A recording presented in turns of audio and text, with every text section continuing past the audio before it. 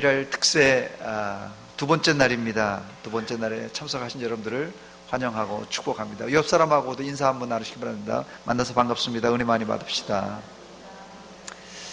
오늘은 말씀에 앞서서 짧은 동영상을 하나 준비했습니다. 먼저 동영상을 한번 보여주시기 바랍니다. 이 동영상은 2016년이네요. 2016년 최용만 선수와 중국의 아우르꼬르 선수의 이종 격투기에 앞서서 전날 기자회견장에서 있었던 신경전입니다. 막 서로들 붙어서 그냥 내일 시합인데 벌써 싸우려고 막 해가지고 상당히 뉴스에 났던 장면입니다. 또 하나 영상을 준비했습니다. 이거는 지난주에 있었던 또 같은 이종 격투기 이 기자회견인데요. 정찬성 선수와 멕시코의 오르테가 선수의 장면입니다. 한번 보여주실까요? 여기도 신경전이에요.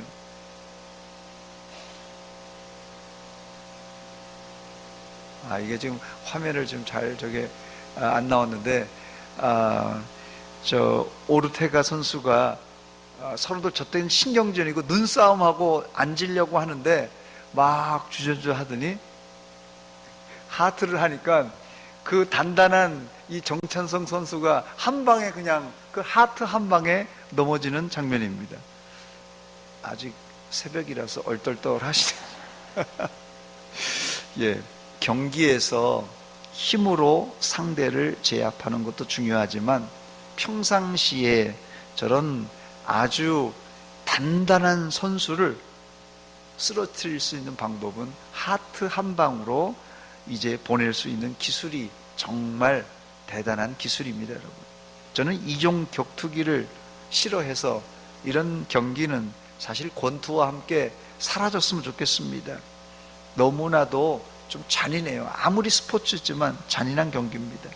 이종 격투기는 이 사각 링에 올라가서 이 권투 플러스 이게 뭐 발로 차고 뭐 온몸을 다 사용하기 때문에 사실 이 부상의 위험이 상당히 많습니다. 이 경기는 사실 그래서 굉장히 격렬하기 때문에 어떨 때는 불과 몇 초 안에 한 방에 끝나는 경우도 상당히 많습니다. 뭐 길어야 뭐 5분, 10분이에요. 근데 사람들은 이 사각링 안에 그 짧은 몇 초, 몇 분을 열광을 합니다. 결국 선수는 여기에 맞추어서 이 단 몇 초, 몇 분을 위해서 1년, 2년, 아니 평생을 준비합니다. 좋은 성적을 거두기 위해서 그렇죠. 우리 신앙생활도 마찬가지입니다. 평소에 긴 생활을 우리가 사회생활, 가정생활을 하다가 이제 사람들끼리 모여 예배하고 교제를 나누는 우리 오늘처럼 이 공동체 예배를 드립니다. 이때 평소에 믿음으로 살았던 사람들이 모이면은 이 예배 시간이 은혜의 시간이고 예배 끝나고도 교제와 나눔 시간이 되어 은혜가 풍성한 공동체가 됩니다.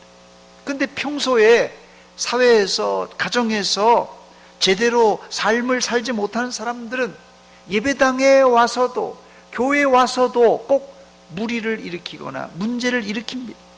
근데 사실 이 현대 교회 안에 문제를 일으키는 사람들은 사실 소수예요, 소수.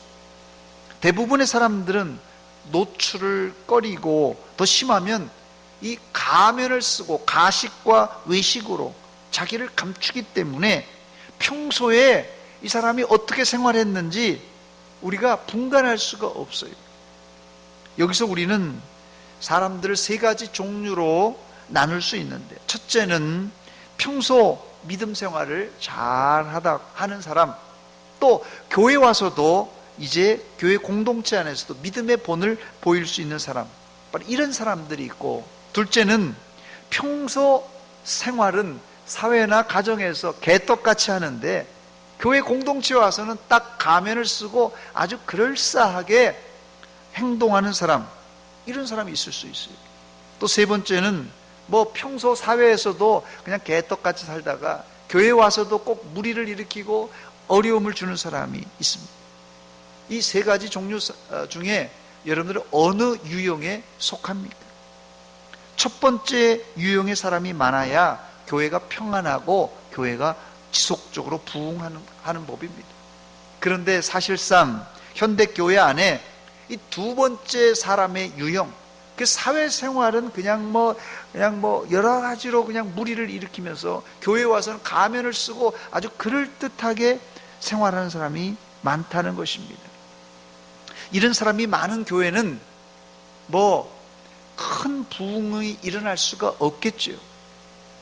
또 단실에는 뭐 이런 사람이 가면을 쓰고 있기 때문에 호호호호 목사님, 하하하하 장로님 하면서 그냥 교회에서는 공손하기 때문에 뭐 교회에 별 문제가 없이 보입니다. 그러나 이런 사람이 많은 공동체는 장기 침체에 빠질 수가 있습니다. 세 번째 사람이 많은 교회는 교회가 항상 시끄러워요. 뭐 사회에서도 시끄러운 사람, 뭐 교회에서도 계속 시끄럽게 하니까 교회가 시끄럽습니다. 사실 이런 상황은 현대교회, 이 지금 말세의 현대교회가 안고 있는 문제가 아니라 요한 사도가 목회하던 이 초대 요한 공동체 안에서도 있었던 일입니다. 심지어 예수님의 12 제자들 가운데서도 이런 시기 질투가 있었습니다. 오늘은 믿음의 실력자 두 번째 날로 이 사랑에 관하여 말씀드리겠습니다. 사랑이 이 험악한 이종 격투기 선수도 쓰러뜨리고, 사랑이 심지어 좀 표현이 그렇지만 하나님도 쓰러뜨립니다. 우리의 사랑에 하나님이 감동하신다는 말씀입니다. 그렇습니다. 사랑이 믿음의 최고의 실력 행사입니다. 사랑이 믿음의 최고의 실력 행사입니다. 우리가 잘 아는 이 이솝 우화에 나오는 햇님과 바람이 지나가는 나그네의 외투를 벗기는 시합을 했습니다. 누가 이겼죠? 예, 이 따뜻한 이 햇빛을 비치는 햇님이 이겼습니다. 이 바람이 아무리 지나가는 나그네의 외투를 벗기려고 해도 오히려 이 나그네는 외투를 붙들고 절대 이 외투가 벗겨지지 않도록 더 감싸지만은 이 따뜻한 햇빛을 계속 비칠 때 나그네는 스스로 이 외투를 벗었습니다. 어제도 말씀드렸듯이 이 믿음의 실력자는 뭐 내가 믿음이 있고 실력이 있고 해서 이 실력을 행사하는 사람이 아니라 내 몸과 마음의 힘을 다 빼고 전적으로 하나님을 의지할 때, 바로 그때 하늘로부터 주시는 능력을 덧입고 진짜 그때 비로소 우리가 능력자가 되는 것이에요. 그게 바로 내게 능력 주시는 자 안에서 내가 모든 것을 할 수 있다는 능력자의 행위입니다. 요한 사도는 사랑의 사도답게 택하심을 받은 이 부녀들과 자녀들에게 편지를 하면서 내가 참으로 사랑하는 자라 이런 표현을 합니다. 이 사랑은 요한 사도 혼자의 생각이 아니라 진리를 아는 모든 자도 동의하는 내용입니다. 본문 1절입니다. 장로인 나는 택하심을 받은 부녀와 그의 자녀들에게 편지하노니 내가 참으로 사랑하는 자요, 나뿐 아니라 진리를 아는 모든 자들도 그리한다, 이렇게 말합니다. 그런데 그렇게 칭찬한 부녀들에게 요한 사도는 본문 5절에 이렇게 재차 사랑을 강조합니다. 부녀여, 내가 이제 내게 구하노니 서로 사랑하자. 이는 새 계명같이 내게 쓰는 것이 아니요 처음부터 우리가 가진 것이라고 그랬습니다. 이 두 구절을 종합해 보면 요한 공동체 안에 있었던 부녀자들, 이 여자 성도들이 요한 사도에게 사랑을 받고 또 모든 사람들로부터 사랑을 받은 여인임에 틀림이 없습니다. 아마 이 부녀들이 요한 사도의 사랑을 받을 만한 그런 좋은 행동을 했던 것 같아요. 그런데 너희들에게 구하노니 요청하는데 뭐라고요? 제발 서로 사랑하자, 이렇게 말을 덧붙입니다. 이 사실을 미루어 볼 때 이 부녀들의 사랑이 정상적이지는 않습니다. 즉 이들의 사랑은 서로 사랑이 아니라 일방적인 사랑이었어요.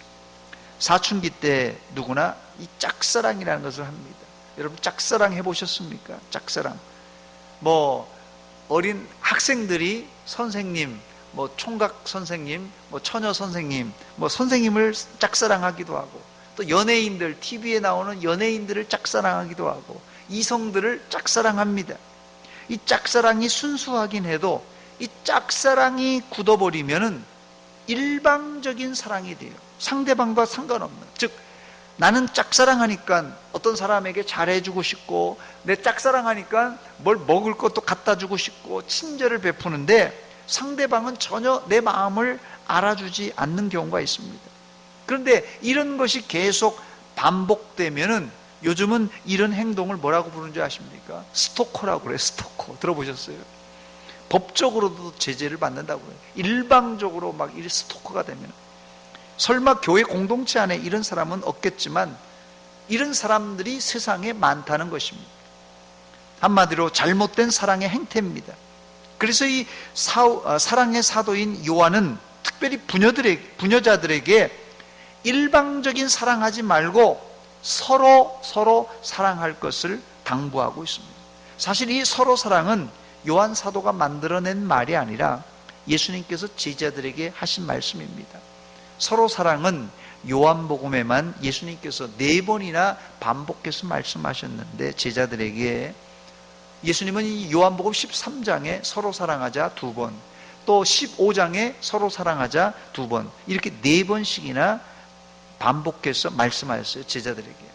이 서로 사랑은 예수님께서 제자들에게 남긴 유언과 같은 말씀이에요.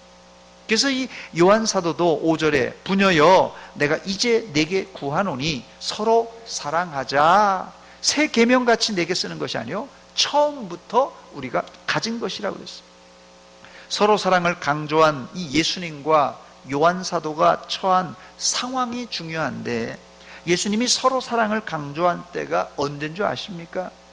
바로 십자가 지기 바로 전날 밤이에요. 그런데 십자가 지고 전날 밤인데도 제자들은 서로 누가 크냐 으르렁거릴 때입니다. 이때 제자들에게 뭐라고요? 예수님께서 뭐라고 하셨습니까? 12제자는 너희가 서로 사랑해라 이렇게 예수님께서 말씀하니까 12제자들이 뭐라고 그러냐면 예수님께, 예수님, 저는 예수님 사랑합니다. 예수님을 위해서라면 내 목숨까지도 내가 내놓겠습니다 했던 사람들이에요. 그러니까 예수님을 열렬히 뜨겁게 사랑했다는 것입니다. 그런데 제자들끼리는 서로 사랑하지 못하고 시기 질투하며 누가 크냐고 다투었어요. 잘 보세요. 이 사람들이 사랑을 안 한 것이 아니에요. 예수님을 뜨겁게 사랑했고 심지어 목숨을 내놓고 사랑한다고 그랬는데, 이 자기들끼리는 이게 서로 사랑이 안 된다는 것이에요. 요한 공동체 안에 부녀자들도 틀림없이 예수님을 사랑했을 것이지, 예수님 믿고 칭찬받은 거 보니까 또 요한 사도 지도자도 사랑했을 것입니다. 그러나 자기들끼리는 시기하고 질투했다는 얘기입니다. 다시 처음으로 돌아가서 제가 보여줬던 이 동영상 기억하시죠? 이종 격투기 선수를 쓰러뜨리는 것은 주먹이 아니라 손 하트 한 방이었습니다. 예수 믿는 사람의 실력은 목소리 큰 것, 주먹이 센 것, 말빨이 센 것이 아니라 사랑의 힘, 사랑이 실력입니다. 저를 한번 따라서 하시기 바랍니다. 사랑이 실력입니다. 사랑이 실력이에요. 그러나 무조건 사랑이 아니라 어떤 사랑이라고요? 서로 사랑이에요. 서로 사랑. 그런데 이 사랑의 전제 조건이 있는데, 하나님의 말씀 계명을 따라 행하는 것입니다.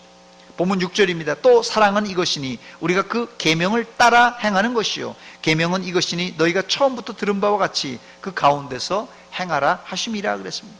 기독교의 사랑은 흉악한 죄인도 얼마든지 감싸 안아주지만 동시에 그 죄를 철저히 회개하고 청산해야 됩니다. 그래서 기독교의 사랑은 하나님의 말씀 안에서 말씀을 따라 행해야 무례한 사랑, 일방적인 사랑이 아니라 상호 만족하는 사랑, 상호 이런 사랑을 통한 공동체의 유익, 또 하나님을 기쁘시게 하는 사랑을 할 수가 있습니다. 오늘 특세 2번째 날 믿음의 실력자는 누구입니까? 믿음의 실력자는 사랑하는 사람인데요. 이 사랑, 그냥 사랑이 아니라 서로 사랑하는 사람이 바로 믿음의 실력자입니다. 서로 사랑할 수 있는 사람이 믿음의 실력자인 것을 기억하고, 여러분들이 이 실력을 길러야 돼요. 믿음의 실력을 길러야 됩니다. 어떻게 해요? 나 혼자 일방적이지 않고 서로 사랑함으로 믿음의 실력자가 되시기를 주의 이름으로 축원합니다. 이 시간 찬송가 220장입니다. 사랑하는 주님 앞에 찬송가 220장